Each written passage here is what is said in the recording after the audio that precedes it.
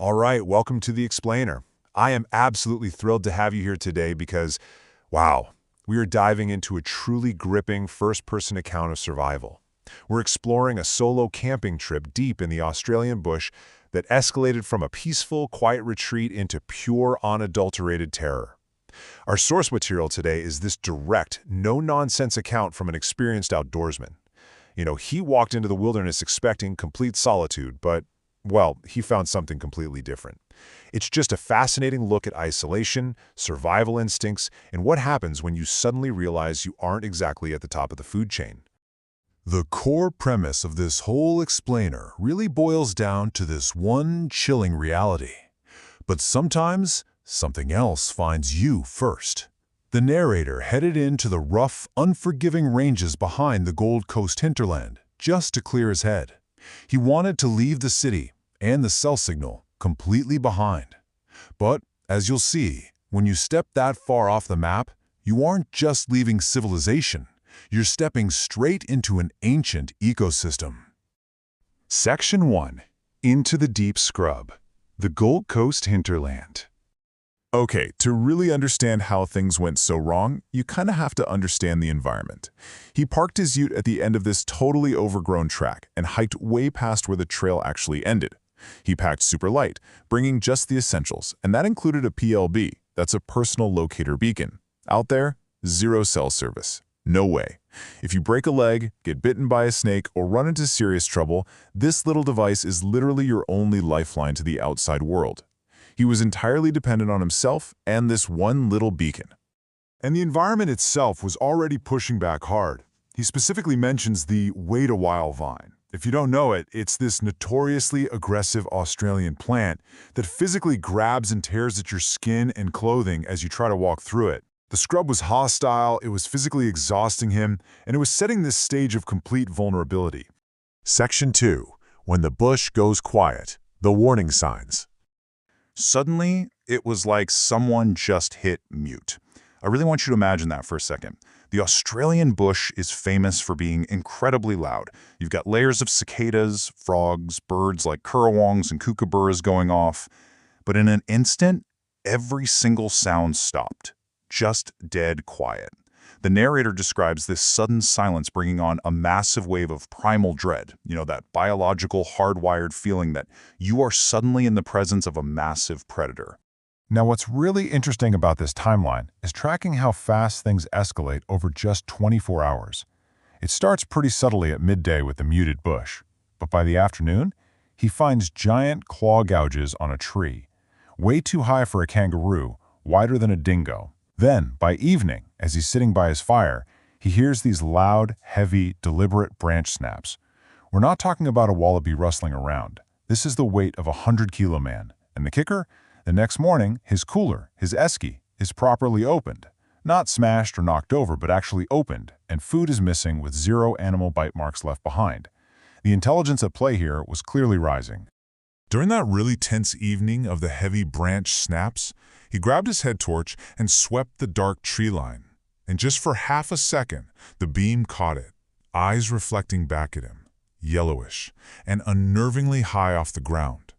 He tried to rationalize it, telling himself it was just a possum. Actually, scratch that. Deep down, the physical evidence of those heavy footsteps completely contradicted that. Whatever was out there was massive, and it was definitely watching him. Section 3.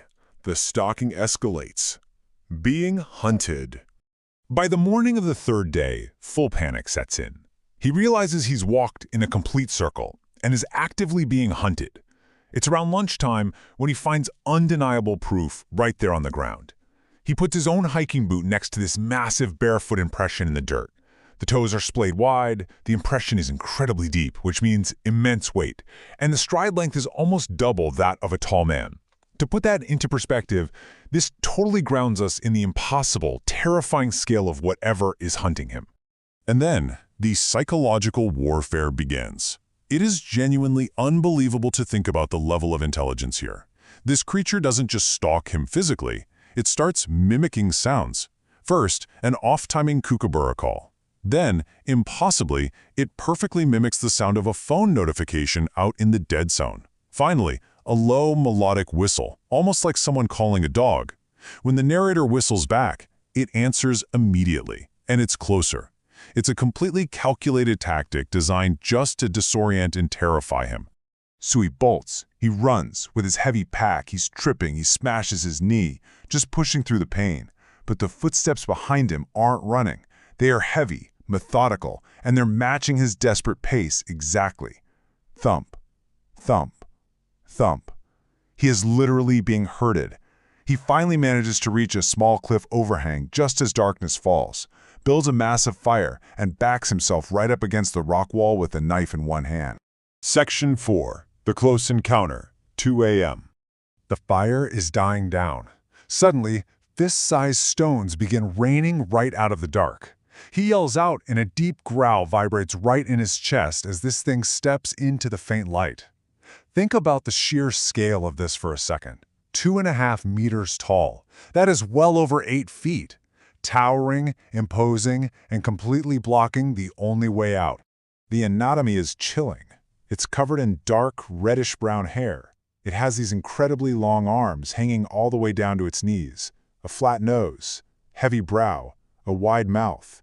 The narrator explicitly notes that it wasn't an ape, and it definitely wasn't human. It was some terrifying hybrid of the two. It had shoulders like a rugby front rower. But what truly froze him were the eyes. They weren't the blank, instinctual eyes of a wild animal. They were intelligent, curious, and hungry. It grunted something garbled, sounding almost like language. Then, effortlessly, with just one arm, it snapped a thick sapling like it was a matchstick, just a pure display of unimaginable physical power, a very clear warning. So the crucial point is what happens next. The creature backed into the shadows, but it didn't leave. Throughout the entire night, it mimicked the narrator's own voice. He sat there, bleeding from a rock strike, just listening to his own voice calling, "Help me," from the dark trees in different directions. The absolute horror of that psychological torment is hard to even fathom. Section 5. The Escape, out of the scrub. At first light, he abandons his camp entirely. He grabs only his water and his PLB and just bolts down the mountain, with the creature toying with him, pacing him just out of sight. Finally, by the afternoon, he hits an old downhill forestry track. Right as he thinks he's lost it, a bone-rattling roar erupts from behind him. He describes it as the closest thing to a lion, but far deeper, just echoing violently through the valley. A final, terrifying send-off. He makes it to his parked ute just before dark. And if you thought this was all just hallucination or extreme paranoia, well, the aftermath was waiting for him.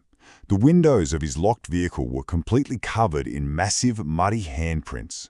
Deep scratches were gouged right across the metal bonnet, and as he furiously drove down the rough mountain track, he checked his mirror and saw a massive silhouette standing up on the ridge watching him leave. It was completely, undeniably physical.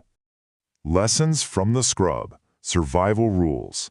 And this brilliantly illustrates why you need non-negotiable rules for surviving the deep bush. If you ever plan to go off the grid, listen closely, because this directly matters for your own safety. 1. Always give someone your exact coordinates and your return time. 2.